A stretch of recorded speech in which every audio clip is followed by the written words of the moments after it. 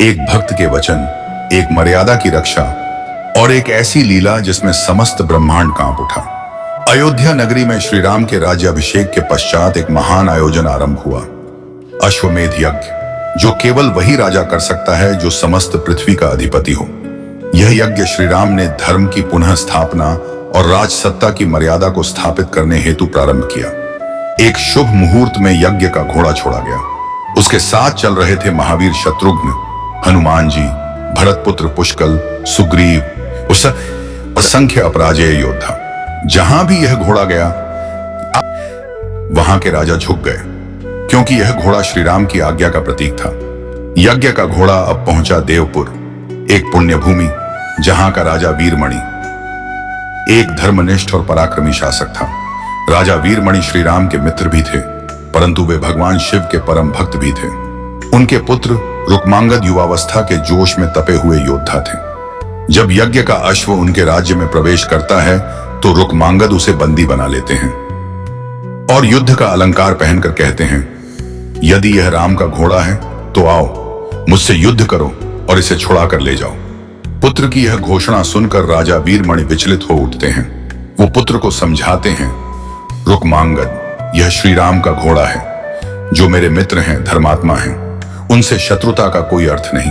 पर रुक्मांगद कहते हैं, हे पिताश्री, मैंने युद्ध की चुनौती दी है, अब पीछे हटना वीरता नहीं, अपमान है, मुझे अनुमति दीजिए। राजा विवश होकर युद्ध की स्वीकृति दे देते हैं। राज्य की सेना सज्ज होती है। भक्त का धर्म राजा की मर्यादा बन चुका था। जब यह समाचार शत्रुघ्न जी को मिला तो वे बोले, अगर हम ये युद्ध नहीं जीत सके और श्री राम को आना पड़ा तो यह हम सभी की हार होगी। हनुमान जी ने समझाया, यह भूमि महादेव द्वारा रक्षित है, यह युद्ध ब्रह्मा के लिए भी कठिन होगा। फिर भी युद्ध हुआ। पुष्कल ने रुक्मांगद के पिता वीरमणि से लड़ा, हनुमान जी भिड़े वीर सिंह से। शत्रुघ्न ने दोनों राजकुमारों को नागपाश में बांध लिया। अंततः अयोध्या की सेना ने विजय पा ली। जब वीरमणि मूर्छा से उठे और अपनी सेना को पराजित होते देखा, उन्होंने अपने आराध्य महादेव का स्मरण किया। प्रलय का शंखनाद हुआ। वीरभद्र, नंदी, भृंगी और समस्त गणों की सेना युद्ध भूमि में प्रकट हो गई। वीरभद्र ने पुष्कल का वध किया, भृंगी ने शत्रुघ्न को पाश में बांधा, नंदी ने हनुमान जी को पराजित किया। अयोध्या की सेना पराजित हो चुकी थी। पृथ्वी थर्रा उठी। अब श्री राम, लक्ष्मण और भरत के साथ युद्ध भूमि में आए। उन्होंने शत्रुघ्न और हनुमान को मुक्त किया, पर जब पुष्कल का मृत शरीर देखा, उनका क्रोध समुद्र की तरह उमड़ पड़ा। उन्होंने वीरभद्र और शिवगणों पर आक्रमण किया।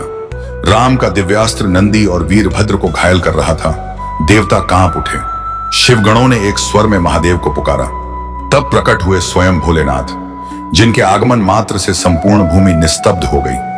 जब राम ने देखा कि स्वयं महादेव रणभूमि में आ गए हैं तो उन्होंने हाथ जोड़कर कहा, हे भोलेनाथ, आप ही के कारण रावण का वध हुआ, आप ही की इच्छा से यज्ञ हो रहा है, कृपा कर इस युद्ध को रोकिए। महादेव बोले, हे राम, आप स्वयं विष्णु हैं, पर मैं भक्त वीरमणि को दिए वचन से बंधा हूं, युद्ध करना ही होगा।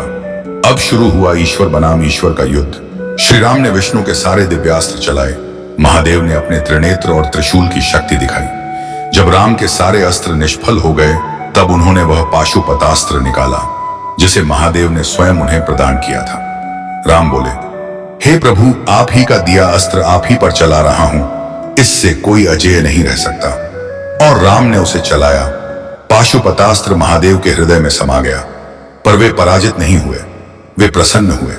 भोलेनाथ बोले, हे राम, तुमने मेरी भक्ति और धर्म दोनों की रक्षा की, वर मांगो।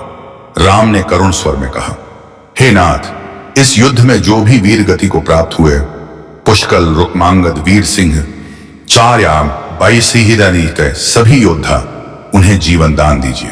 महादेव ने तथास्तु कहा। सभी पुनर्जीवित हुए। यज्ञ का अश्व लौटा दिया गया। वीरमणि स्वयं श्री राम के साथ अयोध्या आए, जहां यज्ञ की पूर्णाहुति हुई। भक्त के लिए भगवान सब कुछ छोड़ सकते हैं। ईश्वर स्वयं भी अपनी लीलाओं में बंध जाते हैं। शिव और विष्णु में कोई भेद नहीं, वे एक ही ब्रह्म के दो रूप हैं। सच्ची भक्ति से प्रलय को भी शांत किया जा सकता है।